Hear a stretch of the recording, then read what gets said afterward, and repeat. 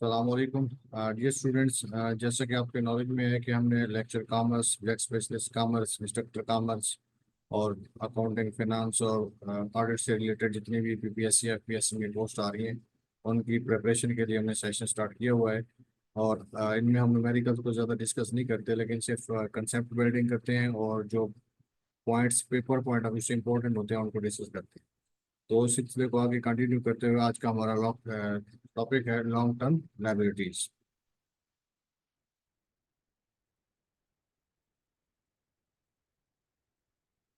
इसमें हम डिस्कस करेंगे कि what is bond financing, bond trading, issuance procedure क्या होता है बॉन्ड्स का, और bond issuance at par, discount और प्रीमियम, और बॉन्ड प्राइसिंग क्या होती है, bond retirement at maturity, before maturity by conversion क्या होती है, और इंस्टॉलमेंट नोट्स और मॉर्गेज नोट्स क्या होते हैं।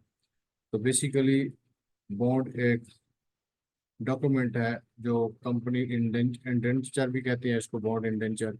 ये बेसिकली एक रिटर्न प्रॉमिस है कंपनी की तरफ से उसको, जिससे कंपनी लोन लेती है या बारो करती है। यानी bond is its issuer is a return promise to pay an amount identifier as the par value of the bond with interest. के मिसाल के तौर पे कंपनी अगर पब्लिक से लोन लेती है तो कंपनी उनको एक बॉन्ड इशू करेगी और वो ये कहेगी कि कंपनी बॉन्ड है इतनी वैल्यू पे करने की जिस बंदे से उसने लोन लिया होगा या जिसके नाम उसने इशू किया होगा, तो उसको बॉन्ड कहते हैं। कंपनी अगर अपने कैश की जरूरियात को, कैपिटल को बॉन्ड इशू करके पूरा करती है तो उसको बॉन्ड फिनेंसिंग कहते हैं। वो कि एक स्पेसिफिक प्रोजेक्ट भी हो सकता है या वैसे भी जनरल कंपनी बॉन्ड अपना डेट ले सकती है। उसके बाद है जी advantages of bonds. Company bonds stock issue क्यों नहीं करती, बॉन्ड इशू क्यों करती है? तो मेजर बेनिफिट्स ये हैं कि bond do not affect owner control, क्योंकि जब शेयर इशू करेंगे तो आपके ओनरशिप भी चेंज हो जाएगी, नंबर ऑफ ओनर्स इंक्रीज हो जाएंगे, वोटर वोटिंग राइट्स भी इंक्रीज हो जाएंगे। तो हो सकता है कुछ लोगों का जो कंट्रोल होगा वो कम पड़ जाए जिनके पास नंबर ऑफ स्टॉक्स ज़्यादा होते हैं। दूसरा बेनिफिट ये है कि interest on bond is tax deductible, कि जब आप बॉन्ड इशू करते हैं तो उसके ऊपर आपको टैक्स देना पड़ता है, और टैक्स जितनी अमाउंट होगी वो आप इनकम स्टेटमेंट से क्या करेंगे, माइनस करेंगे। तो आपको नेट प्रॉफिटेबल कम शो होगा, जिससे आपका टैक्स भी कम लगेगा। दूसरा है bonds can increase return on equity, कि हम पहले डिस्कस कर चुके हैं कि बॉन्ड्स की अमाउंट को, जैसे प्रेफर्ड स्टॉक था इसी तरह बॉन्ड को भी कंपनी लीवरेज करके मैक्सिमम उससे बेनिफिट हासिल कर सकती है, जो रिटर्न हासिल कर सकती है, जिससे अल्टीमेटली जो इक्विटी की रिटर्न है वो इंक्रीज हो जाती है। क्योंकि आप जितना ज़्यादा लीवरेज करेंगे तो उसमें से आपने जस्ट फिक्स्ड कॉस्ट पे करनी है, बाकी जितना आप लीवरेज करेंगे बेनिफिट होगा वो सारा कंपनी को जाता है और अल्टीमेटली किसको जाता है, कॉमन स्टॉक होल्डर। डिसएडवांटेजेस ये हैं कि bonds can decrease return and equity, के प्रॉफिट की वजह से लॉसेस भी हो सकते हैं कि अगर आपने सही माने में उसको लीवरेज नहीं किया, यूटिलाइज नहीं कर सके, तो आपका ऑलरेडी जो अर्नड प्रॉफिट है वो कम भी हो सकता है। Bonds require payment of both periodic interest and the par value at maturity, तो कंपनी को डबल पेमेंट करनी पड़ती है। एक तो पीरियोडिक इंटरेस्ट भी देना पड़ता है हर 6 मंथ के बाद, और दूसरा मेच्योरिटी वैल्यू भी आपको रिटर्न करना पड़ता है। तो इससे आपकी इक्विटी फिनांस कैश को काफ़ी सारा और मतलब झटका लग सकता है, कैश की कमी कंपनी फील कर सकती है, जो बाद में उनको डिविडेंड पे करने में या कैश का बैलेंस मेंटेन करने में भी प्रॉब्लम हो सकता है। उसके बाद है बॉन्ड ट्रेडिंग, लाइक कम कम स्टॉक या प्रेफर स्टॉक, कंपनी के जो बॉन्ड्स हैं वो भी मार्केटेबल में बाय और सेल होते हैं, ट्रेडिंग की जा सकती है। तो जब भी चाहे कंपनी का कोई जैसे स्टॉक होल्डर अपने शेयर्स को जिस टाइम चाहे सेल कर सकता है या अगेन बाय कर सकता है, इसी तरह बॉन्ड होल्डर भी अपनी बॉन्ड को जिस टाइम चाहे मार्केट में सेल और बाय कर सकता है। इसको कहते हैं बॉन्ड ट्रेडिंग। और बॉन्ड इशूइंग प्रोसीजर और इसके अकाउंटिंग ट्रीटमेंट भी सेम है जैसे कॉमन स्टॉक होगी। वहाँ पे हम कॉमन स्टॉक को क्रेडिट करते थे, यहाँ पे बॉन्ड पेबल को। वहाँ कॉमन स्टॉक के बदले में डिविडेंड दिया जाता है, ज्यादा यहाँ पे इनको इंटरेस्ट दिया जाता है। तो अगर आप issuance of bond at par करेंगे तो cash debit bond payable credit. तो उसके बाद आपका इंटरेस्ट आएगा तो बॉन्ड इंटरेस्ट एक्सपेंस डेबिट, जब पे करेंगे तो कैश बॉन्ड क्रेडिट। तो क्या आप एज ए वर्किंग करेंगे कंपनीज के अकाउंटेंट के तौर पर, और जब बॉन्ड पेबल करेंगे तो पेपर डेबिट और cash credit at the time of maturity. इसी तरह आप डिस्काउंट पे और प्रीमियम पे भी इशू कर सकते हैं। अब ये चीज़ नोट कर लें कि आपके जो पास जो कंट्रैक्ट रेट है, इसी का दूसरा नाम कूपन रेट है, स्टेटेड रेट है, नॉमिनल रेट है। ये डिफरेंट रेट ऑब्लिक के साथ लिख ले। क्वेश्चन के अंदर बात का कहीं पे कॉन्ट्रैक्ट रेट भी लिखा जा सकता है, नॉमिनल, स्टेटेड या कूपन रेट। तो स्टूडेंट यहाँ पे कंफ्यूज हो जाते हैं। तो इसको बेसिकली ये होता है कि जब कंपनी जिसके साथ एग्रीमेंट करती है, जिसको बॉन्ड इशू कर रही है, वो कंपनी कहती है कि हम आपको 5%, 10%, 20% रेट ऑफ इंटरेस्ट देंगे। तो वो स्टेटेड रेट होता है, तो इसलिए उसको कूपन रेट भी कह सकते हैं, नॉमिनल रेट भी कह सकते हैं, या कॉन्ट्रैक्ट रेट भी कह सकते हैं। ये वो रेट होता है जो बोरोवर और लेंडर दोनों के दरमियान एग्रीड होता है, तो इसलिए उसको कहते हैं। दूसरा होता है एक मार्केट में एग्जिस्टिंग रेट चल कितना रहा है, यानी interest rate is the rate that borrowers are willing to pay and lenders are willing to accept for a particular bond at its risk level, तो उसको मार्केट रेट कहते हैं। मिसाल के तौर पे मार्केट में इंटरेस्ट रेट चल रहा है 10%, और कंपनी और आप कंपनी इशू करती है 8% पे। तो जिस पे आपका एग्रीमेंट होगा, कंट्रैक्ट होगा, जैसे ये 8%, 1000 बॉन्ड है, तो उस सूरत में ये 8% आपका कॉन्ट्रैक्ट रेट भी कह सकते हैं, स्टेटेड रेट भी कह सकते हैं, कूपन रेट भी कह सकते हैं, और नॉमिनल रेट भी कह सकते हैं। जबकि मार्केट में प्रिवेलिंग रेट जो होगा वो मार्केट रेट कहलाएगा। तो ये बेसिकली इसकी समरी है।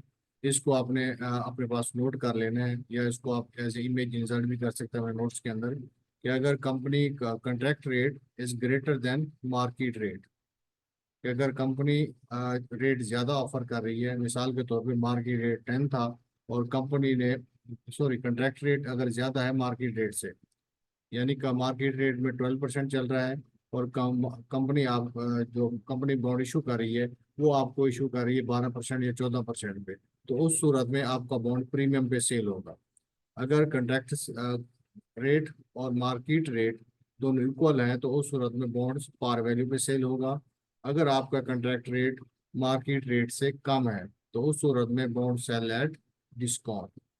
तो ये समरी है, इसको आप नोट कर लें अपने पास, या एज एन इमेज इसको इंसर्ट कर लेंगे। और यही चीज़ें पूछी होती हैं एमसीक्यूज के अंदर, और वहाँ पे स्टूडेंट कंफ्यूज हो जाते हैं, क्या पता नहीं चल रहा कि प्रीमियम पे इशू करेगा या पार पे।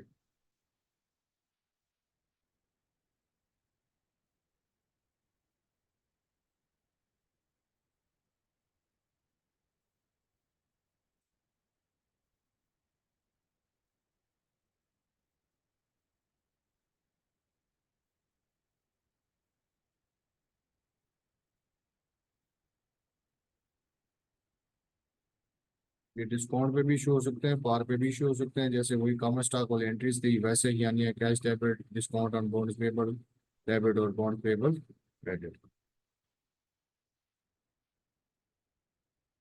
और जो आपकी बुक्स ऑफ अकाउंट्स में बॉन्ड्स की वैल्यू होगी, वो आपकी कैरिंग वैल्यू या बॉन्ड वैल्यू या बुक वैल्यू कहलाएगी। इसी तरह आप अमॉर्टाइजेशन ऑफ बॉन्ड भी कह सकते हैं, कि आपने अगर इनको रिटर्न करना है, बॉन्ड्स लायबिलिटी को डिस्चार्ज करना है, तो उसका आप शेड्यूल बना दो, शेड्यूल के मुताबिक नंबर ऑफ पीरियड्स के अंदर स्पेसिफिक जो मेच्योरिटी टाइम है, उसके जरिए आप इसको अमॉर्टाइज भी कर सकते हैं। ये पेपर पॉइंट ऑफ व्यू से ज़्यादा इंपॉर्टेंट नहीं है। इसी तरह बॉन्ड पार के साथ, डिस्काउंट के साथ, प्रीमियम पे भी इशू हो सकते हैं, कि जब आप उसकी फेस वैल्यू से ज़्यादा वैल्यू पे सेल आउट कर रहे हैं, तो उस सूरत में प्रीमियम कहलाएगा।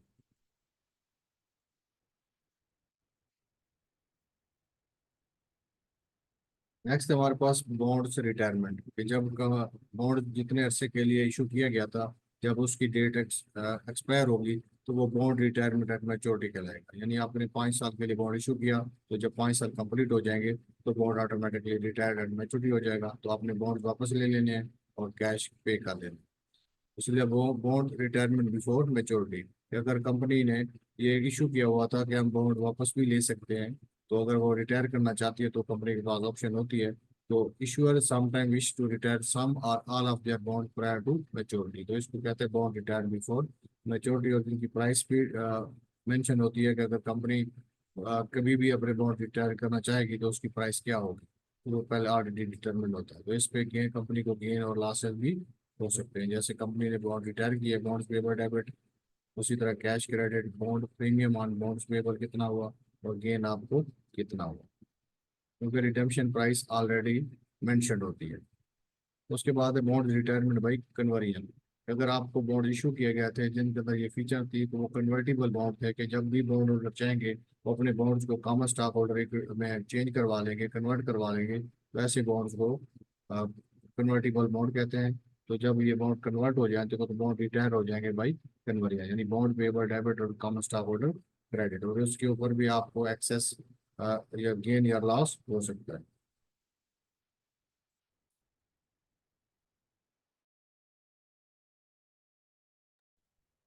नेक्स्ट है हमारे पास लॉन्ग टर्म पेबल। तो इसके अंदर इंस्टॉलमेंट पेबल भी आ सकते हैं, जो कि ऑब्लिगेशन है। An installment note as an obligation require series of payments to the lender, कि आपने पे तो करना है लेकिन एक स्पेसिफिक सीरीज के साथ, मंथली भी हो सकते हैं, आफ्टर 2 मंथ भी हो सकते हैं, क्वार्टरली या सेमी एनुअली भी हो सकती है। तो उसको ये भी आपकी लॉन्ग टर्म लायबिलिटीज कहलाती है। इसी तरह आपके पास मॉर्टगेज पेबल भी है, मॉर्टगेज नोट और बॉन्ड्स। तो मॉर्टगेज बेसिकली क्या है, एक एग्रीमेंट है बॉरोवर और लेंडर के दरमियान, कि जो कंपनी अगर किसी से लोन ले रही है और जो आपको लोन देने वाला है, मिसाल के तौर पे कंपनी अगर बैंक से लोन लेती है, तो बैंक अपनी सिक्योरिटी के लिए कंपनी के साथ एग्रीमेंट करता है और उसके कुछ एसेट्स वो कंपनी के एसेट बैंक के हवाले कर दिए जाते हैं, कि अगर इन केस कंपनी डिफॉल्ट हो गई, कंपनी पे नहीं कर सकती होगी, तो फिर बैंक का चार्ज उन एसेट पे होगा, कंपनी उन एसेट को सेल आउट करके अपनी अमाउंट रिकवर कर सकती है। तो इसको कहते हैं मॉर्टगेज कॉन्ट्रैक्ट भी कह सकते हैं, मॉर्गेज भी कह सकते हैं। Mortgage notes carry a mortgage contract pledging title to specific asset as security for the note. Basic एक प्लेज होता है और एक आपके पास मॉर्गेज होता है। दोनों का फर्क ये है कि दोनों as a collateral security use होते हैं। प्लेज के अंदर आप जो अपनी सिक्योरिटी देते हैं वो इन्वेंट्री या स्टॉक या मूवेबल एसेट्स देते हैं, जबकि मॉर्गेज के अंदर आप collateral security as a fix asset देते हैं, जो नॉन मूवेबल होता है। लैंड हो सकती है, बिल्डिंग हो सकती है, या इंस्टॉल्ड आपके प्लांट्स हो सकते हैं।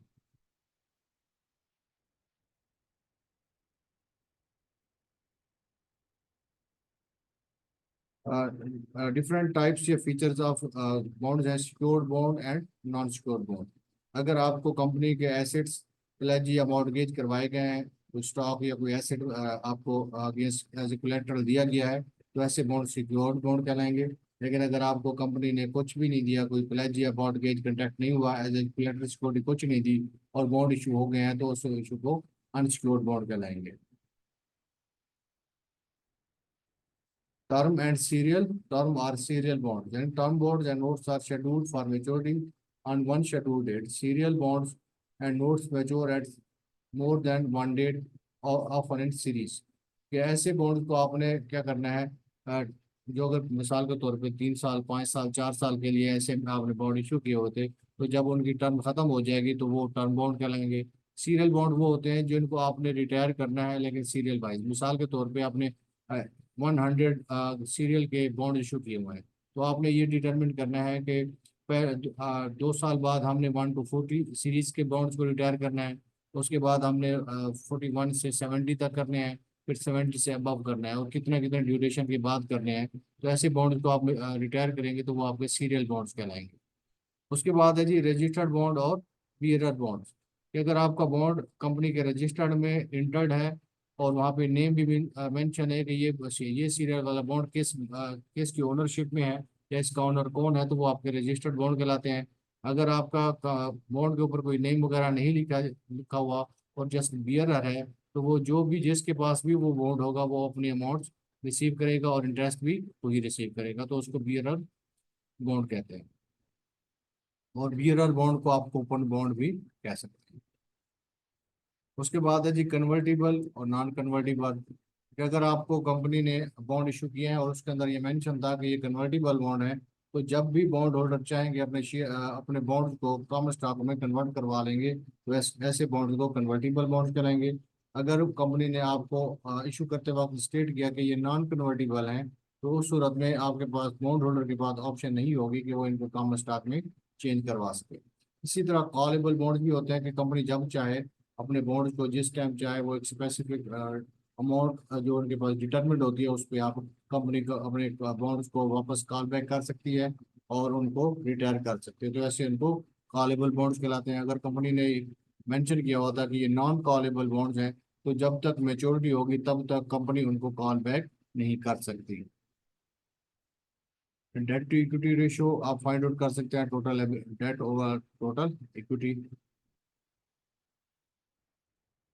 This is all about long term liabilities. अगर अभी तक आपने चैनल सब्सक्राइब नहीं किया तो आप चैनल सब्सक्राइब कर दें, बेल आइकन प्रेस कर लें ताकि हर आने वाली नई वीडियो का नोटिफिकेशन आपको रिसीव हो सके। मिलते हैं नेक्स्ट वीडियो के साथ। पाकिस्तान जिंदाबाद।